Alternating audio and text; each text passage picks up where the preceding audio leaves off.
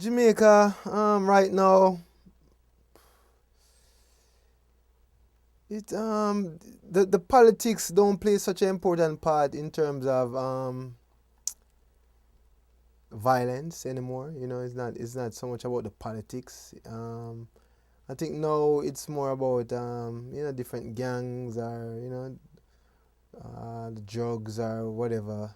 People just trying to make some money, and that's where the violence comes in. But otherwise than that, I left Jamaica a little bit and I went back home and I keep going back. Still, the vibe in Jamaica is a vibe you can't beat still, what I say? Especially in the country, In the city, not so much, but once you leave the city, there's something there that is nowhere else. It's different. It's much different. We have a lot more outside influence in Jamaica now in terms of cable TV and the different type of the Burger Kings and the McDonald's and stuff like that. So the culture is kind of diluted, and I believe the a lot of traditions have been lost. When I was growing up, there were a lot of traditional events that we would see or take part in. Now it's much less. Um, you know,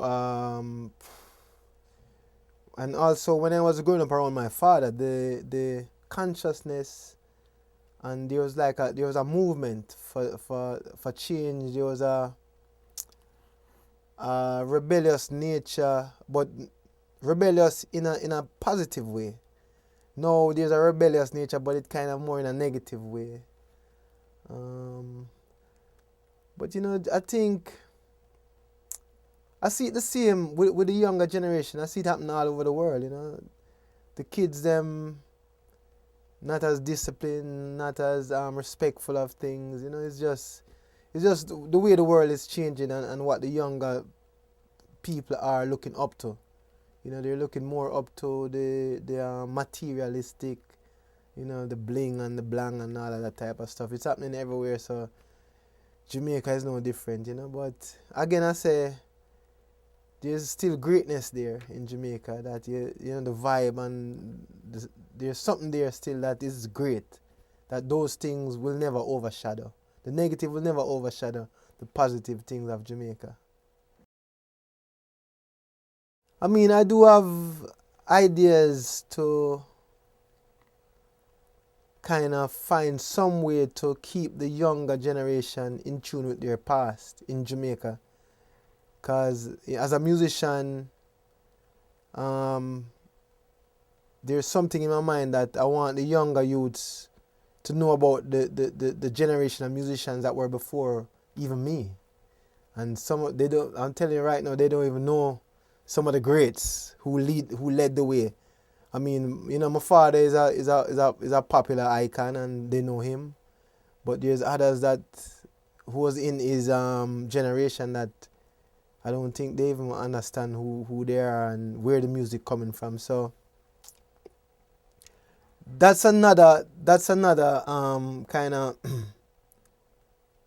another purpose that I would like to get involved with. But making music, it had nothing to do with that. Although on this record, which it's a children's record, it's called Family Time. There's a song on it that I did called Hold Him Joe, which was the first song I ever did on stage, and it was a part of what I was telling you about before. It was a part of a cultural event where we learned Jamaican folk songs, and I remember this is the first song I ever sung. So, and it's a song about a donkey and stuff like that. So I think it was appropriate for the kids record. But it's things like that is missing, and I would like to do more to kind of keep the culture and make the kids know the history of the music alive, Yeah, with Paul, we weren't in the studio together, but it was kind of unexpected the way he got involved in the record. Because I I wasn't thinking of him. I wouldn't even think it was possible. It's Paul Simon, you know. I love him, but I think he was way above my my, you know, whatever, my grade or whatever you want to call it. So I never even think of asking, you know. But how Paul Simon got involved was, um, I got a phone call from someone, you know, saying that Paul wants to talk to me. So I was like, all right, let me talk to Paul Simon. That's great. So we spoke, and he called. He wanted to ask me about getting if I have any suggestions for a drummer. He was working on some songs and he needed a drummer. If I had any suggestions, so I was like, yeah, man, let me make some calls and get back to you. So at that point in the record, we were almost at the end of the record. Like, you know, we had everybody, and we had this one song which I wanted someone to sing on, and I was like, yo, I wonder if, you know, Paul would sing on it.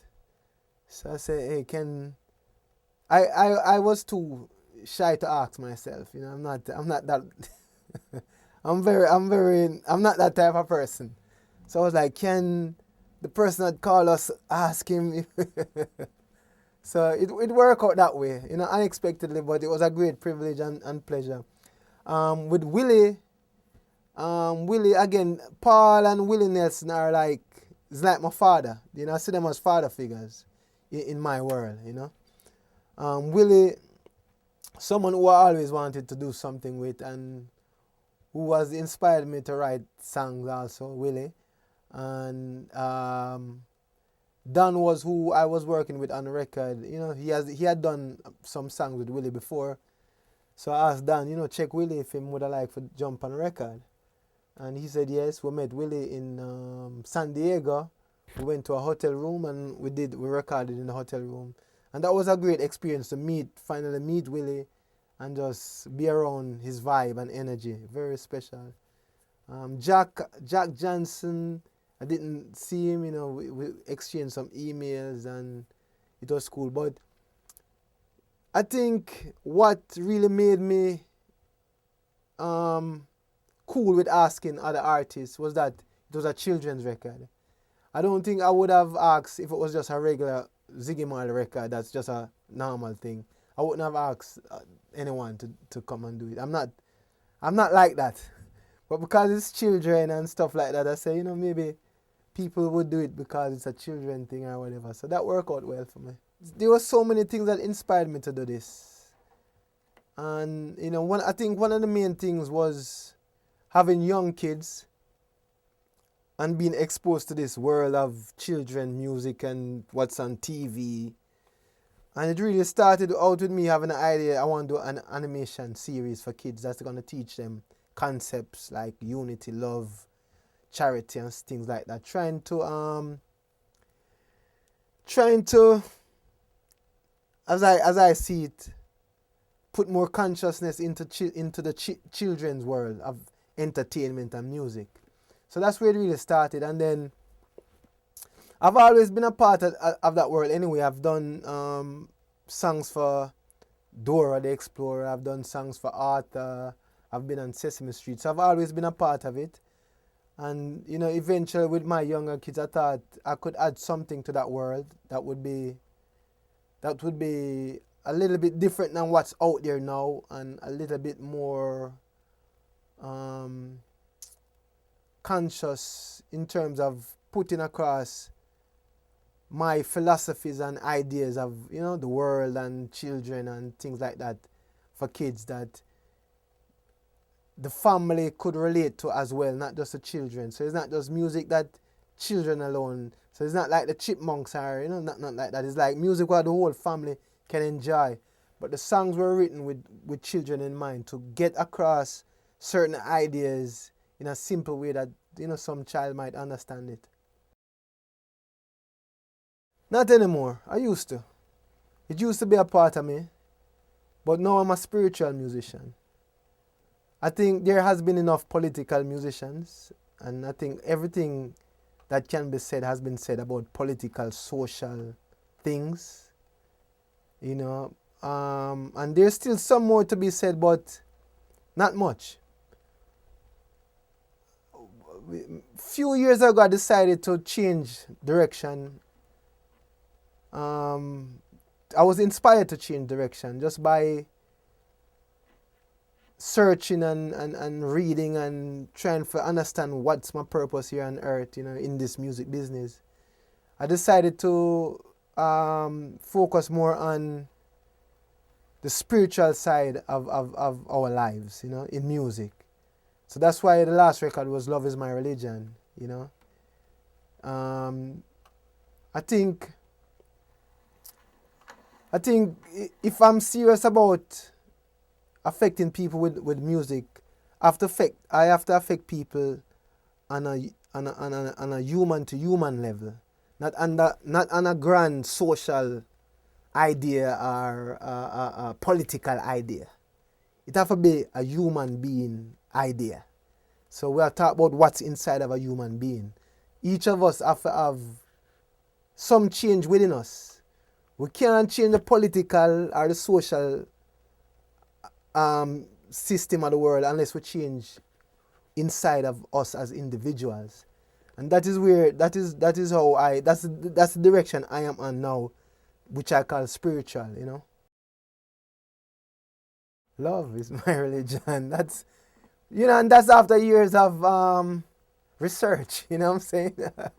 Years of research and years of thinking, and actually that song and that idea just came within in a flash of a second. It was a conversation. I had a lady working for me in my house, and I was like, what type of religion are you? And she said she was Catholic, and then she asked me the same question. And like, I'm not Catholic, I'm not Orthodox, I'm not, and I wouldn't even say Rastafari either, because that still divides people. I don't want to divide people, so anything I say is something that must be so big and great that it encompasses everyone, and it's love. What I say? So that's how I put it, and I think that is the ultimate concept or idea that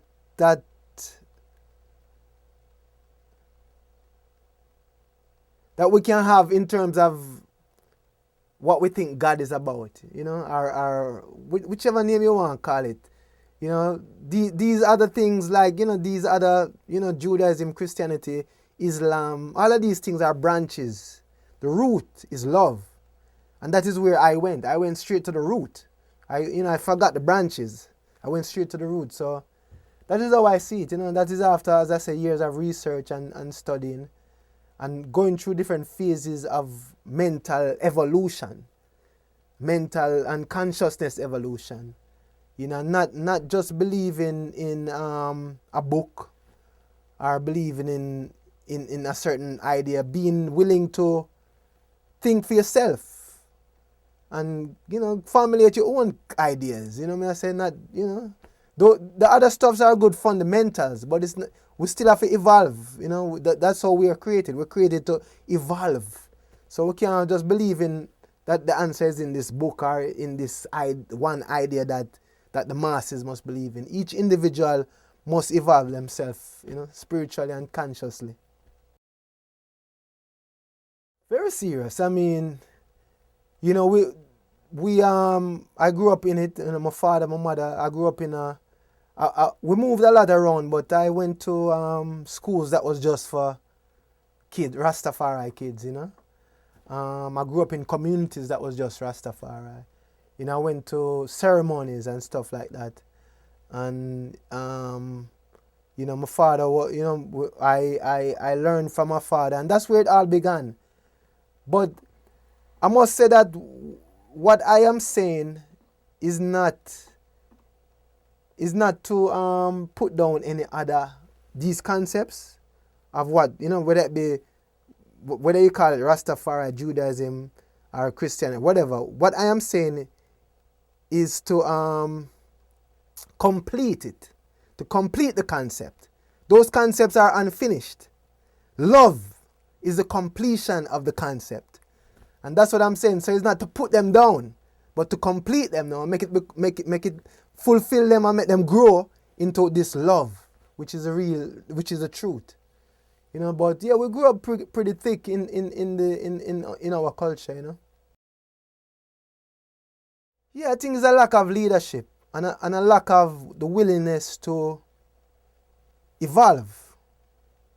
They're so used to keeping people within the constraints of the idea that has been the same idea for 1,000 years, that they believe that there's no room for change, there's no room to grow.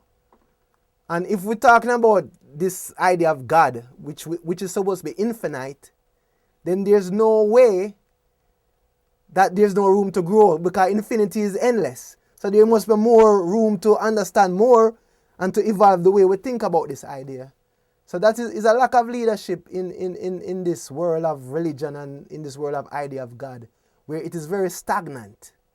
And it can't be that way. We are, you know, it said we're made in the image of God, then we must be able to evolve and grow. But, you know, I don't want to get too much into that. Well, you know, from I was growing up with my mother and my father, we always see them, you know, we come from the ghettos of Jamaica, Kingston. I was born in the ghettos of Jamaica. My father come from the ghettos of Jamaica, my mother, my aunt, my whole family. That's where we came from. And as we moved up, as my father had more success and whatever, we moved out and we went to a better house, better schools, whatever. But we would always go back. And that's an example I learned, that, you know, we always remember where we're coming from, and we always give a helping hands to those who are less fortunate. So that's the seeds that were planted in me as a child. And as we grew up, you know, we started to do the music and we started making some money for ourselves. So we'll continue that example that we had learned. And we did it first without having any official title to it. You know, we just did it. And then I was like, let me found this charity. Let's call it U.R.G.E, Unlimited Resources Giving Enlightenment.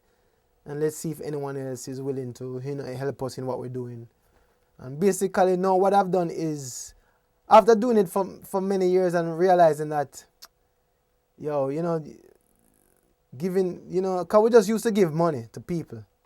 But that don't work. Giving money to people don't work. You know, it doesn't satisfy people, and it's not a good long-term concept for us. Say, here's $1,000 here, you know, it don't work. So I kind of changed the focus to focus on children, because I believe that that's the only way things are going to change in my country, yeah, is if I can help to educate children, so that they grow into adults with better thinking, you know. So that's what we're focusing on right now, for educate children in Jamaica. We're doing a few charities with which is HIV related. I've done, the shoe company Aldo did a campaign which I was a part of. The clothing people, HMV, did a campaign that I was a part of. The red campaign I've been involved with for a couple of years now. And that's about it. But Africa, you know, my mother, we do a lot of charity work in Africa. My mother has a big clinic and things in Ghana. And we try and support not only the AIDS thing, but we are trying to support the concept of African unity in Africa, which we believe is the solution in Africa. If African countries can unite and pool resources together, then that would be the best thing we could ever do for the problems in Africa, including AIDS. So that is where I see my effort going into, more than the specifics, you know, with HIV or the malaria thing. I see my effort going into fixing. I do an analogy that, you know, we can fix the windows and the doors, but if the roof is leaking, I want to fix the roof, so that at least we have, you know, the shelter. Then we can fix the smaller things in the house. So African unity is the roof to me. And if we can get that done, And until we get that done, we're not going to solve the problems in Africa. That has to be done, you know. So that's where I want to put my effort in. Yeah, mommy, you know, she's a well, she's the main force behind even who I am, you know, because obviously, you know, is the mother that really raises a child, or the mother that directs the raising of the children. And from a young age, although she went on tour with my father a lot, she left us with her aunt, who was very disciplined, and so she knew that we would get a good upbringing when she wasn't around. But she's a very strong woman and very, very caring about other people. And so she does all these type of things in Jamaica, in Africa, everywhere she go. She does all these type of charity work for the kids them there. She's always, she isn't afraid to scrounge stuff. You know, she'd get, if there's like some tables or some clothes that people don't want, she'd pack them up and send them to Africa. She's very down to earth because she's from that place, you know. So she really work hard to help people, you know. What am I telling mommy? No, just love, you know, love my mother. That's the greatest thing I can say, you know. Well, what we see happening is that the record labels are still trying to hold on to power. But it's getting less because the record labels have the connection with the big retail stores. All the retail stores that are left are in business with the record labels. So for an independent company like myself, it's hard to get into a big retail store because they're already connected with a record label who give them all the other commercial stuff that, you know, they're buying. So it's hard for us, but we're making music for a lot less these days in terms of expenses. And so I don't have to sell 1 million records to make some money from a CD. You know, it's not about that. Where we make our strength is in playing music live. You know, the records are there to help to promote, but it's live. If you can't play music live in the future, you're not gonna have a chance. You have to be able to play music live. I think that's where the future is. Playing it live and just not expecting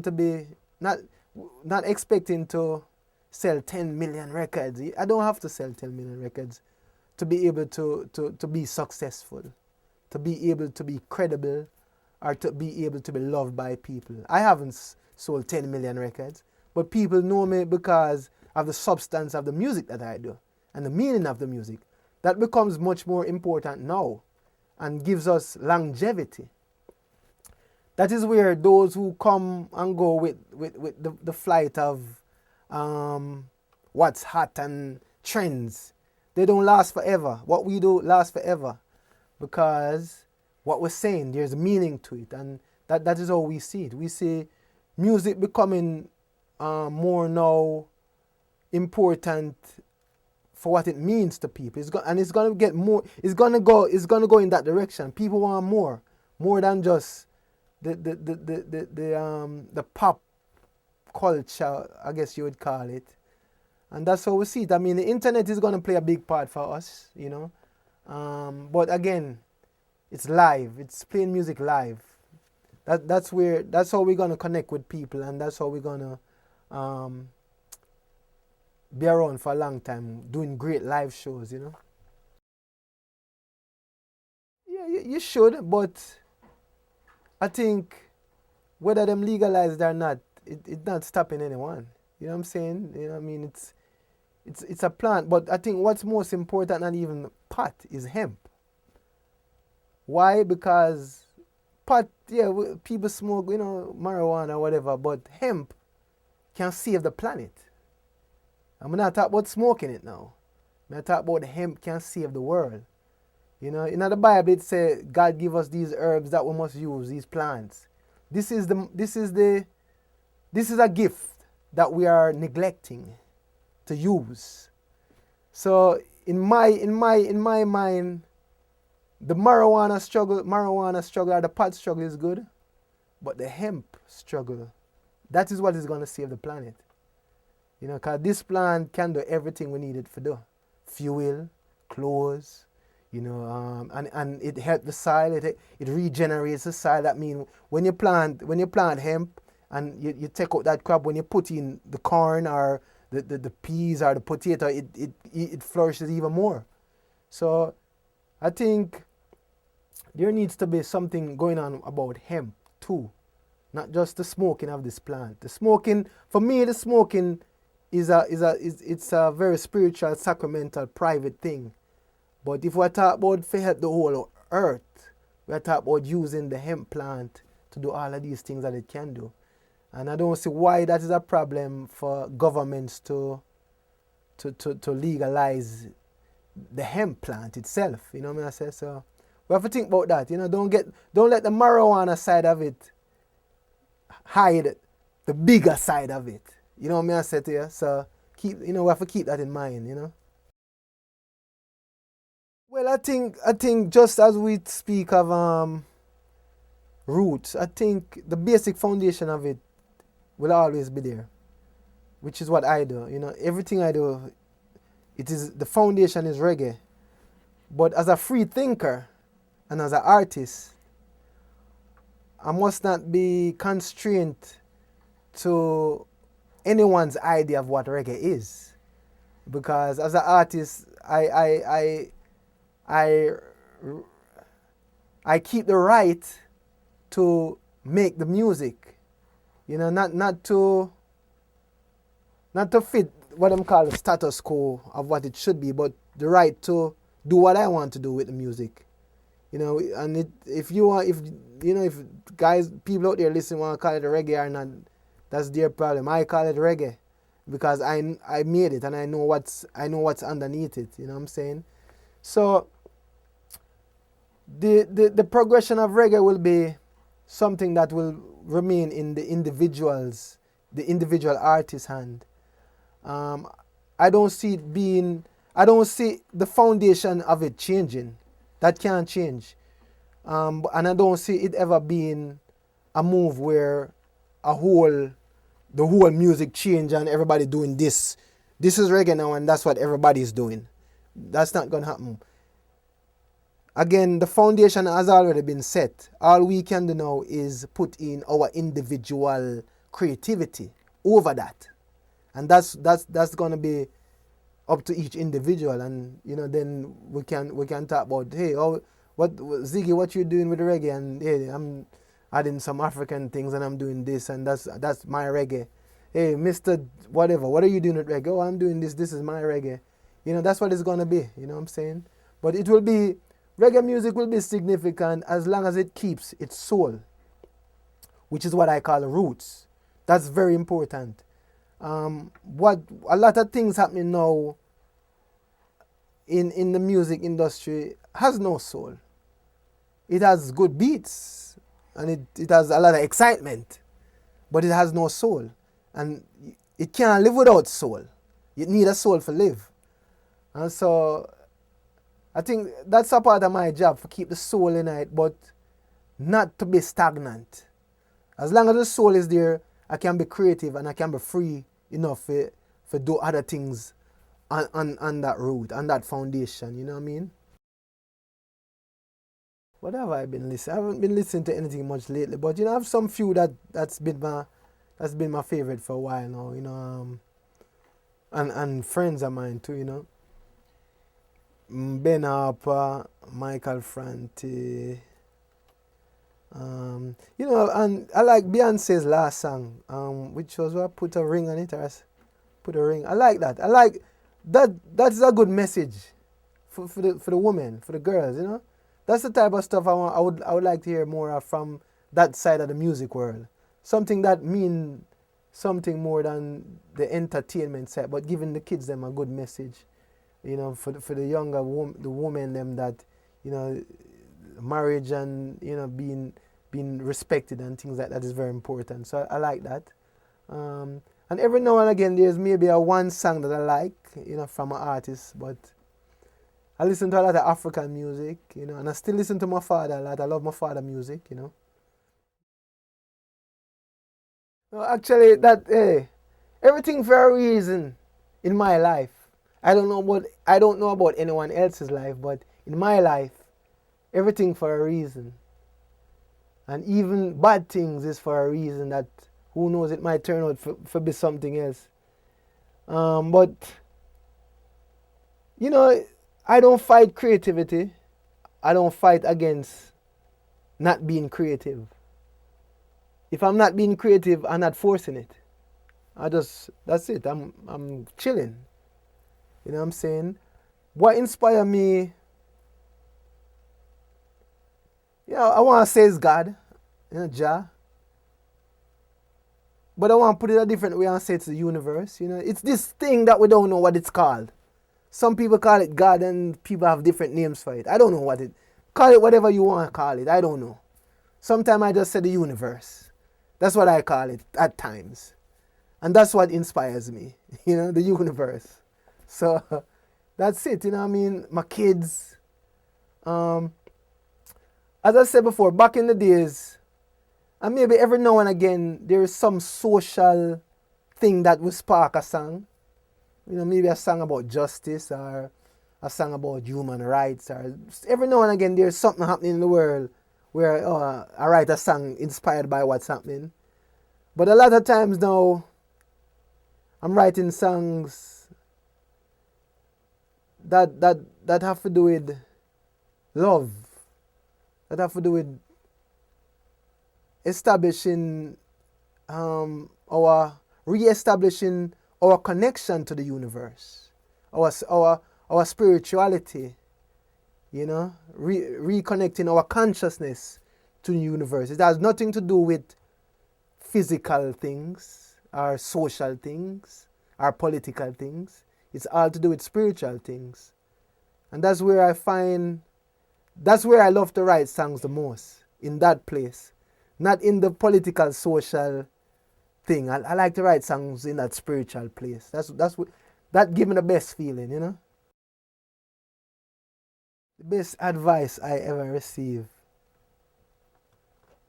There's been a few, but I must say today the best advice I have received is one that I would say I received from myself, because it's based upon my experiences. And the best advice I receive from myself is follow your intuition, follow your mind. Because many times I have not, and I've seen where I should have.